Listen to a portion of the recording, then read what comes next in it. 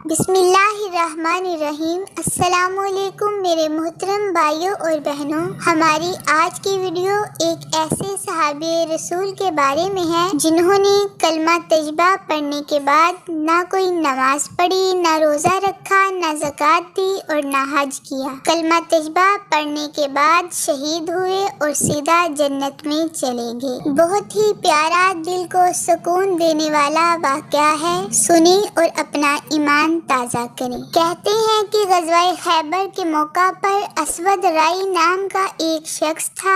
یہ ایک حبشی غلام تھا جو یہودیوں کے مویشی چرایا کرتا تھا۔ صحرا سے اس قدر مانوس تھا کہ اپنے وقت کا اکثر حصہ وہیں گزارتا تھا۔ ایک دن شام کو آبادی میں پلٹ کر آیا تو دیکھا کہ سارے یہودی جنگ کی تیاریوں میں مصروف ہیں۔ تلواروں پر پانی چڑھایا جا رہا ہے، نیزے اور تیروں کی نوکیں ثقیل کی جا رہی ہیں، جگہ جگہ سپاہیوں کی قطار کھڑی ہے۔ یہ منظر دیکھ کر اسے بڑی حیرت ہوئی۔ اس نے حیرت امیز لہجے میں دریافت کیا، یہ کس جنگ کی تیاری ہو رہی ہے؟ یہود نے جواب دیا، کیا تمہیں نہیں معلوم کہ عرب کے نخلستان میں ایک شخص پیدا ہوا ہے جو نبوت کا دعوے دار ہے؟ اپنے ساتھ دیوانوں کی ایک فوج لے کر وہ فلاں مقام پر ٹھہرا ہوا ہے، اسی کے ساتھ ہم مقابلے کی تیاریاں کر رہے ہیں۔ اس کی فوجیں ہمارے قلعہ کی فصیل تک پہنچنے والی ہیں۔ یہ جواب سن کر چرواہے کے لاشعور میں اچانک جستجوئے شوق کا ایک چراغ جل اٹھا اور وہ حقیقت سے قریب ہو کر سوچنے لگا، بلا وجہ کوئی دیوانہ نہیں ہوتا، وہ بھی دیوانوں کی ایک فوج جو جان دینے کے لیے ساتھ آئی ہے۔ یہ بادہ قریب کے متوالی نہیں معلوم ہوتے، یہ کشش صرف جمال حق کی ہے۔ ہو نہ ہو انہوں نے سچائی کا بے نقاب چہرہ دیکھ لیا ہے۔ یہ سوچتے سوچتے اس کے منہ سے بے اختیار نکلا، یقیناً وہ ایک سچا پیغمبر ہے۔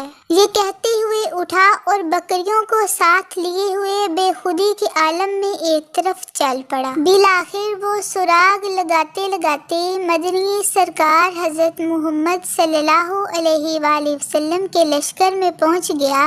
حضور کی بارگاہ میں حاضر ہو کر اس نے پہلا سوال یہ کیا، آپ کس بات کی دعوت دیتے ہیں؟ حضور نے اس کے دل کا دروازہ کھولتے ہوئے جواب دیا، اس بات کی کہ اللہ وحدہ لا شریک ہے۔ اس نے اپنے بندوں کو ہدایت کے لیے نبیوں اور رسولوں کا ایک طویل سلسلہ دنیا میں قائم فرمایا، جس کی آخری کڑی میں ہوں۔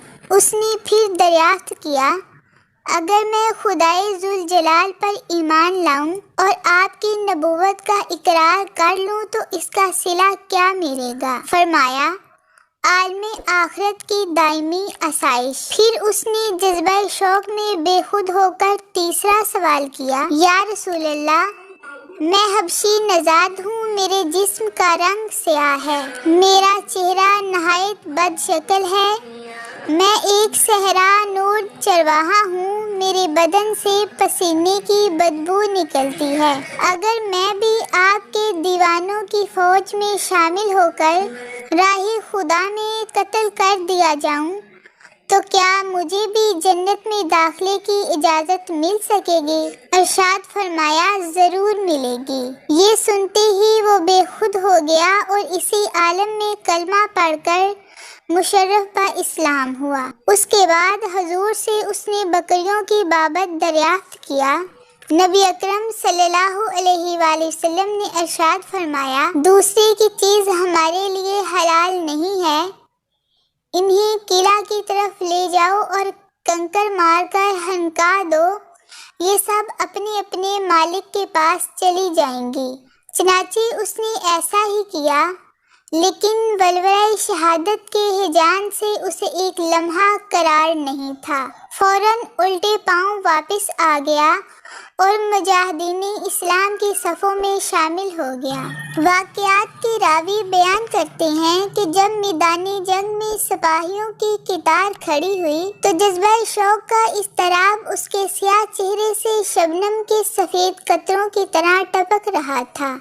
तबले जंग बजते ही उसके ज़ब्त व शकीब का बंद टूट गया और वो एक बेताब दीवाने की तरह दुश्मनों की यलगार में कूद पड़ा।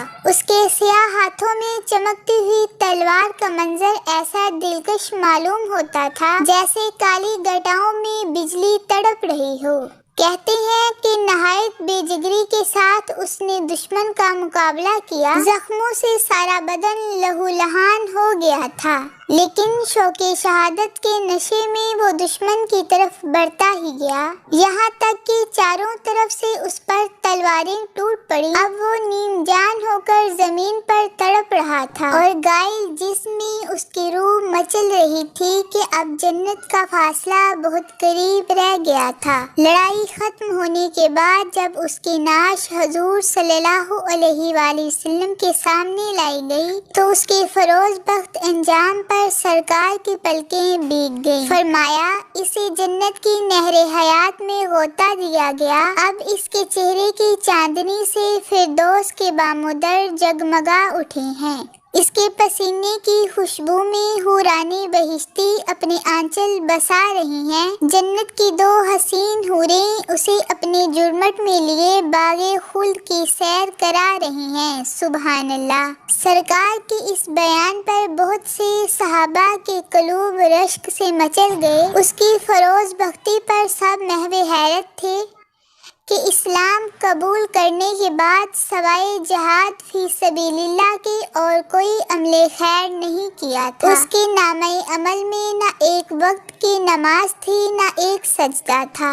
सफेदो शफाफ कफन की तरह जिंदगी का सादा वर्क लिए हुए गया और बड़े बड़े ज़ोहदाने शब जिंदादार को अपने पीछे छोड़ गया।